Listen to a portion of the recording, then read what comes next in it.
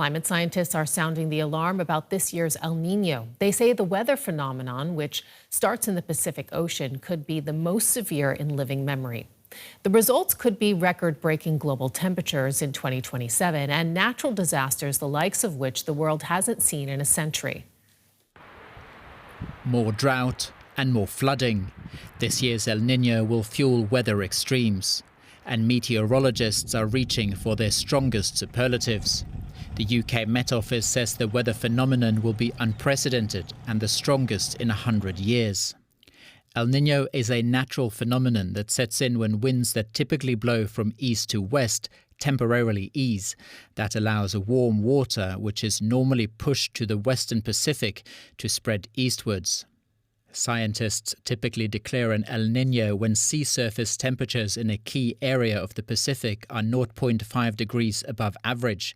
By July this year, we were already at 2 degrees. The latest forecasts from the Met Office suggest that warming could exceed 3 degrees later this year. Others have even projected the water temperature to reach 4 degrees above average. If that happens, it could be the El Nino of the millennium. The hotter surface temperature in the Pacific has consequences for the weather across the world. Less rain in the orange areas and more rain in the blue ones. The results: severe drought, wildfires and extreme flooding. In the past, agricultural failure and disruptions in crop yields have caused spikes in food prices and threatened food security for millions. If the numbers hold true, this El Nino will have bigger consequences than ever before. And we are joined now by Liz Bentley, Chief Executive of the Royal Meteorological Society in the UK and the President of the European Meteorological Society. Welcome to the program and thank you so much for joining us. We just heard the Met Office calling this El Nino potentially unprecedented. How worried should we be? Yeah, so it's been named a super El Nino, and rightly so, as you showed from those clips. The temperature above average is going to peak at above 3 degrees above average, maybe even 4 degrees above average. Some of our centres are quoting that. So that's really extreme. We haven't seen an El Nino event like this since 1877. Now, the world was very different then. The climate was very different. It was a cooler climate. It's obviously we've seen climate change over the last 150 years or so. And we saw famine taking place during that last El Nino event. So tens of millions of people died because crop failure happened across India, across Southeast Asia, and the impact of famine globally. Now, I'm not suggesting that's going to be the case this time around, but in a changing climate, our climate's warmed by 1.5 degrees. This El Nino event will amplify that extra warming even further and make the impacts that we've seen over recent years because of climate change even worse temporarily because of this extreme El Nino event. And if you have to put it into context for us, I mean, how would you describe what makes this El Nino different from the strong events that we've seen before? Yeah, it's just supercharged. So there's more heat in that part of the Pacific. Therefore, it has some really extreme local events. It'll lead to flooding, particularly the eastern side of South America, droughts across the western side of the Pacific, so Australia. Again, we're going to see those stories of wildfires coming out. We saw that with the last El Nino event in Australia, and they're going to be even more severe because of this event, because it's a much more extreme event.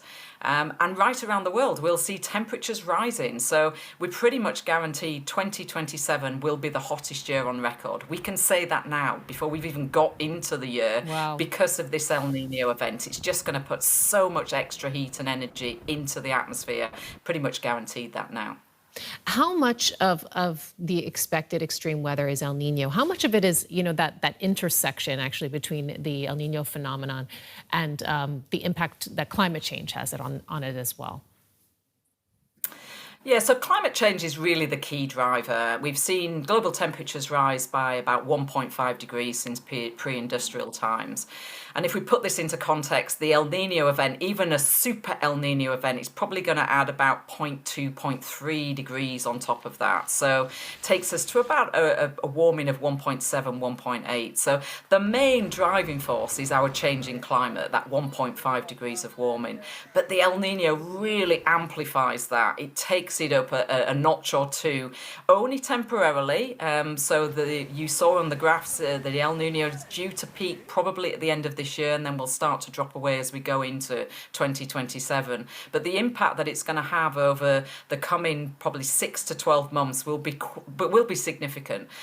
Places that would, if you look at India, the monsoon is already being affected.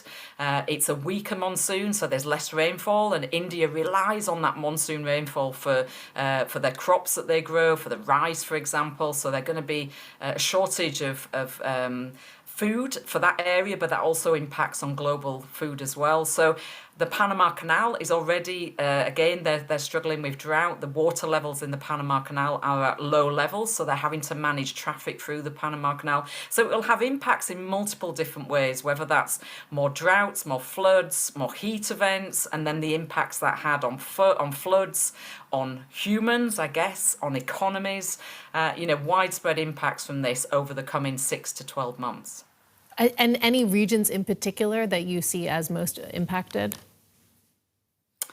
Yeah, so El Nino clearly impacts parts of the Pacific because they're closer to where the El Nino happens.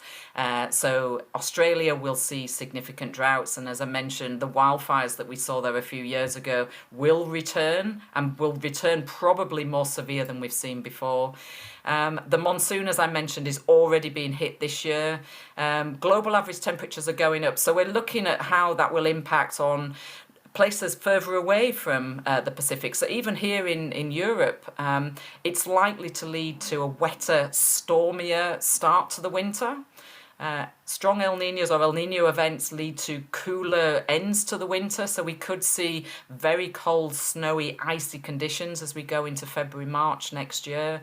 And then next year again, high temperatures, so heatwave events that we saw this summer likely to return again next summer, but even more severe than we've seen this year. What is the single most important message that governments and the public should take away from this forecast?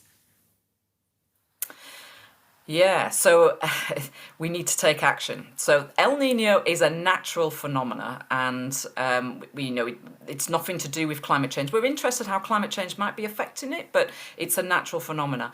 The background climate change that we've seen over the last, the impacts that we've seen significantly over the last few decades are only amplified more by El Nino. So we really need to think about two things. One, how we try and limit global warming as much as possible. That's about stopping burning fossil fuels as quickly as possible so that we limit any further warming.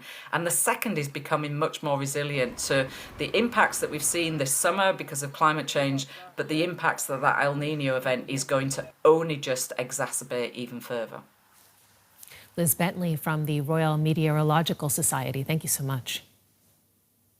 Thank you.